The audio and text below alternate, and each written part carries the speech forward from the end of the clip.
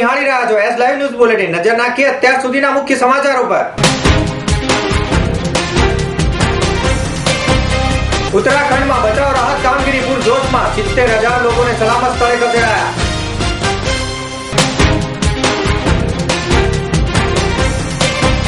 સંકલ્પ રેલીમાં કોંગ્રેસ પર મોદીના આકરા પ્રહારો, આગામી ચૂંટણીમાં એનડીએને જીતાડવા અપીલ।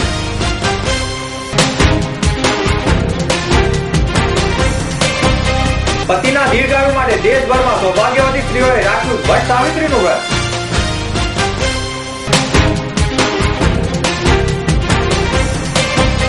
અમદાવાદમાં બ્રહ્મ સમાજ દ્વારા કેદારનાથમાં મૃતકોને અપાઈ શ્રદ્ધાંજલિ।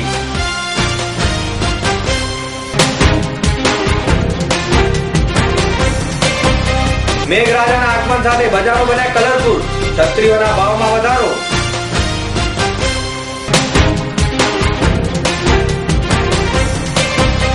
અમદાવાદમાં 2 દિવસીય સૌથી મોટા સીએ સંમેલનનું આયોજન।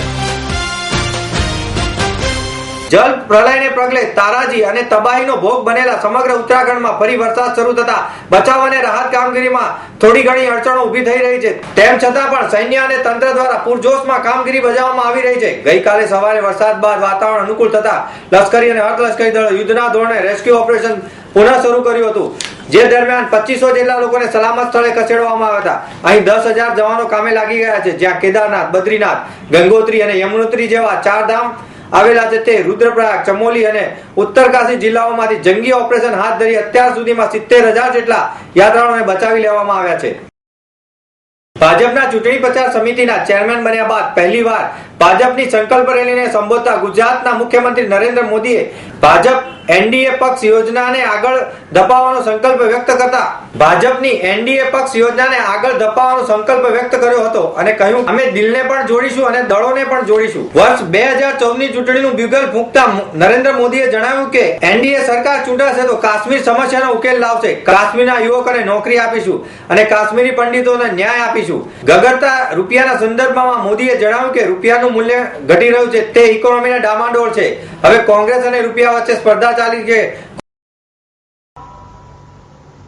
उत्तराखंड की धरती से पहुंचा हूं,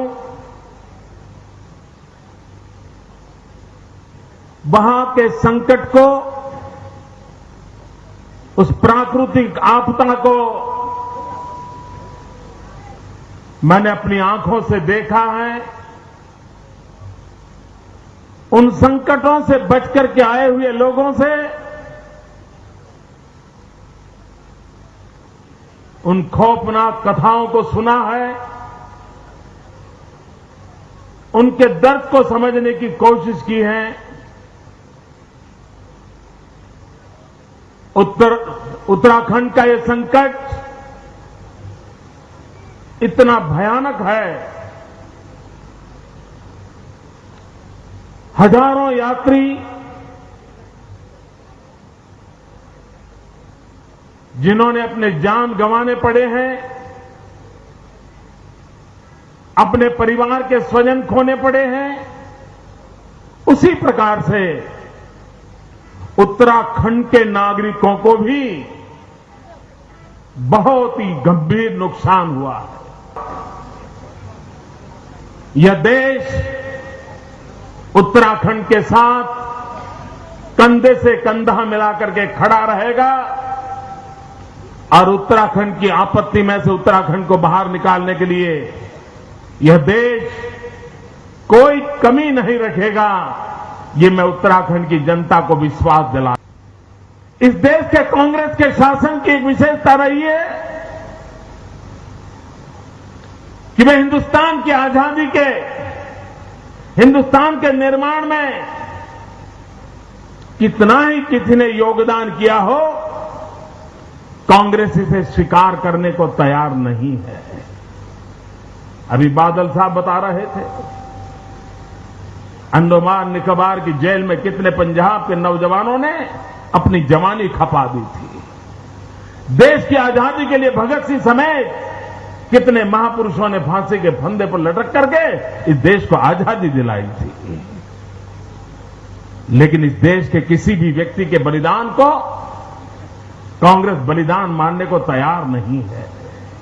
आज जब हम डॉक्टर श्यामा प्रसाद मुखर्जी के 60वें बलिदान का स्मरण कर रहे हैं तब, और उत्तराखंड की आपदा हमारे सामने है तब, डॉक्टर श्यामा प्रसाद जी के रास्ते पर चलने वाले हम सबका दायित्व बनता है कि जैसे 1943 में डॉक्टर श्यामा प्रसाद मुखर्जी ने बंगाल के पीड़ितों की सेवा की थी, हम भी उत्तराखंड के पीड़ितों की सेवा करने का आज संकल्प करेंगे। हम भी उनके लिए जो कर सकते हैं और करेंगे। भाइयों बहनों, स्वयं दिल्ली सरकार के आंकड़े कह रहे हैं, अटल जी की सरकार के समय जितनी रोजगारी की संभावनाएं थी, जितने नौजवानों को रोजगार मिला था, पिछले 2 सरकारें इनकी यूपीए की चली, यूपीए 1, यूपीए 2, अटल जी के समय में जितने रोजगार मिले थे उससे आधे रोजगार भी नौजवानों को ये दिल्ली की सरकार नहीं दे पाई है। आपका भविष्य कतई इस कांग्रेस के हाथ में सुरक्षित नहीं है। भाइयों बहनों, अगर देश सुरक्षित नहीं है, देश का सामान्य जन सुरक्षित नहीं है, तो देश विकास की राह पर कैसे चल पाएगा? देश के नौजवानों का भाग्य क्या होगा? और अगर यही हवा चल पड़ी कि गलत रास्तों से जिंदगी गुजारे बिना चारा नहीं है और देश का नौजवान उस पर मोड़ गया, तो हिंदुस्तान को कौन बचा पाएगा? भाइयों बहनों, समय से पहले जागने की जरूरत है। वैसे बहुत नुकसान हो चुका है, अब इस देश को हम और संकट में नहीं डाल सकते। इस देश के नौजवानों के भविष्य को हम रोक नहीं सकते हैं। और इसलिए भाइयों बहनों, मैं प्रार्थना कर रहा हूं आपको, मैं देशवासियों से प्रार्थना कर रहा हूं, भारत के भविष्य के लिए, भारत के नौजवानों के भविष्य के लिए हमने बड़े विश्वासों के साथ उन सारे संकटों से उभरना है, तो कांग्रेस मुक्त भारत निर्माण का सपना देखना होगा। કોણ પહેલો ગગડે છે? કોંગ્રેસ કે રૂપિયો? કોંગ્રેસના હાથમાં દેશનું અને સામાન્ય માનવીનું જીવન અને યુવાનોનું ભવિષ્ય સુરક્ષિત નથી, તેથી કોંગ્રેસની સરકારને જાકારો આપવા મોદીએ અપીલ કરી હતી।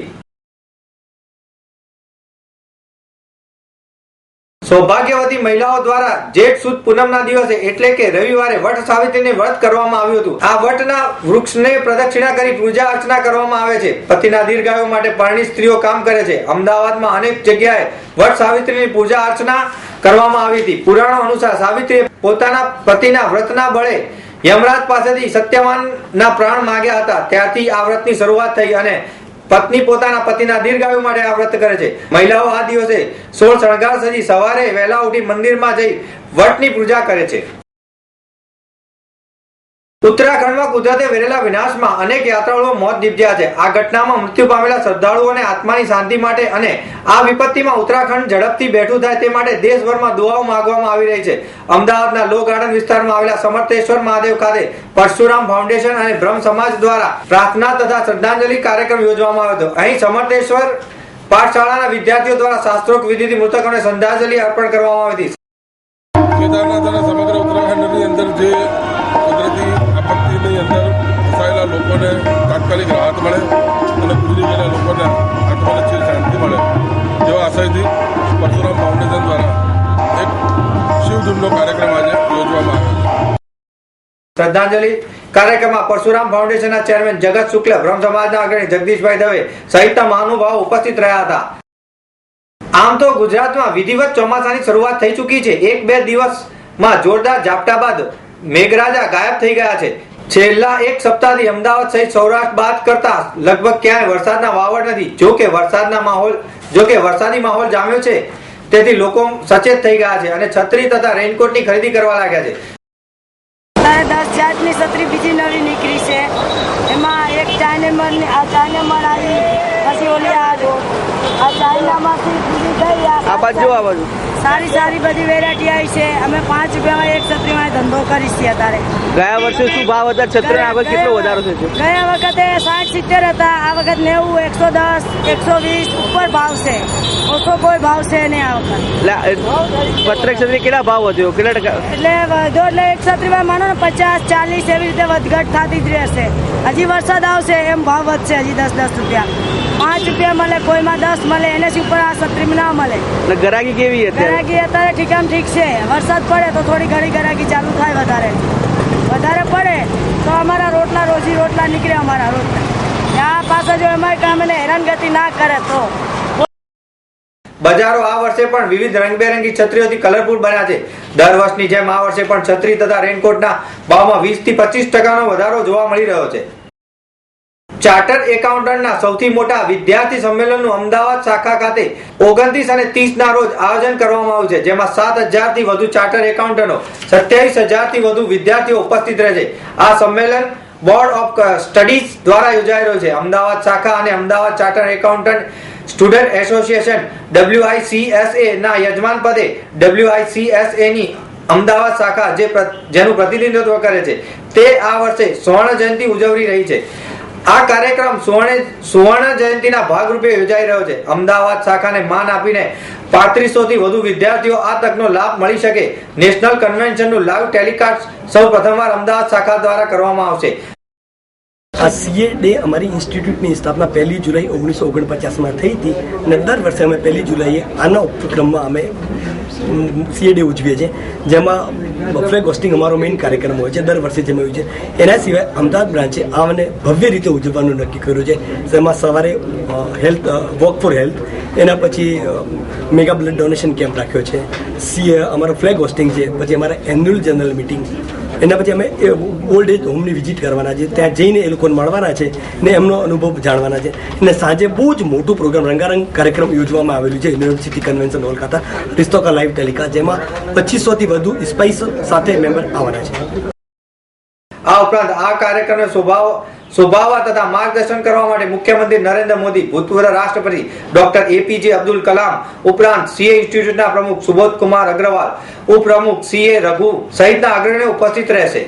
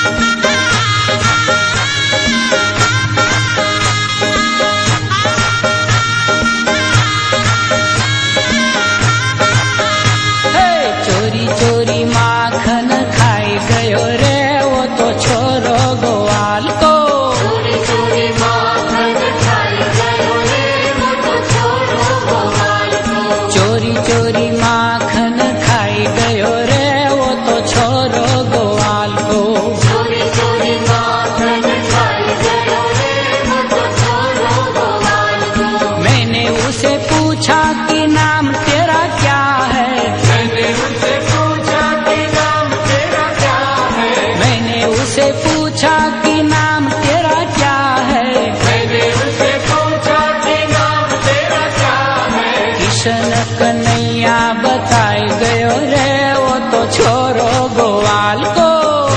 कन्हैया बताई गयो रे वो तो छोरो गोवाल को. चोरी चोरी माखन खाई गयो रे वो तो छोरो गोवाल को. चोरी चोरी माखन खाई गयो रे वो तो छोरो गोवाल को. તો મિત્રો, આ હતા અત્યાર સુધીના મુખ્ય સમાચાર. સમાચારની ખાસ ગતિવિધિ માટે આપ નિહાળતા રહો S Live ન્યૂઝ બુલેટિન. નમસ્કાર.